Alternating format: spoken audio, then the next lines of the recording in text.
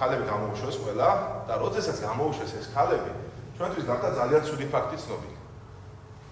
და უცებ მოედო ყველაფერს და ყველამ გავიგეთ, რომ თურმე პოლიციის განყოფილებაში კაცებს უსწორდებიან.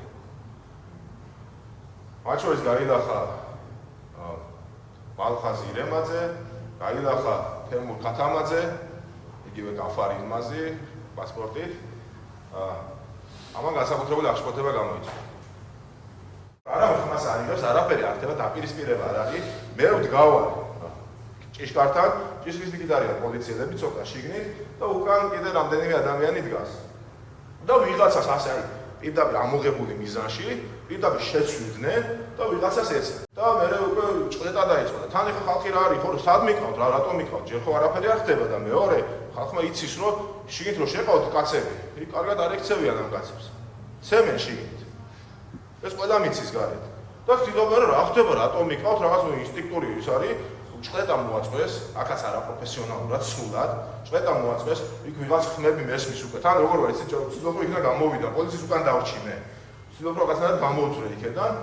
ვიღაცა ქალი ნელა ჩაწიხლებს, ვიღაცა წაიქცა, ჰაერი, რაღაც საშინელება ხდება. აი წარმოვიდგენდა არაფერი, მოწმენდილს ასე მე ხიდავარ და გამოცვიდა, გამოვარდა ბესელიაც, პოლიციის უფროსი და რა ხდება უკითხულობს.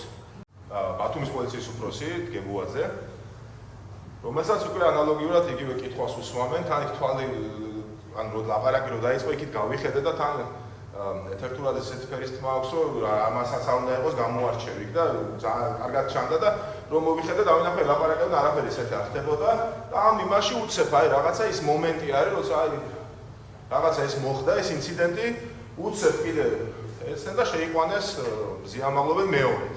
და გავიგონე კიდეც რომ მზიამაღლობელი უკვე ჟურნალისტების ხალხის ამბობენ მზიამაღლობელი მეორედ უკვე დააკარგეს რა.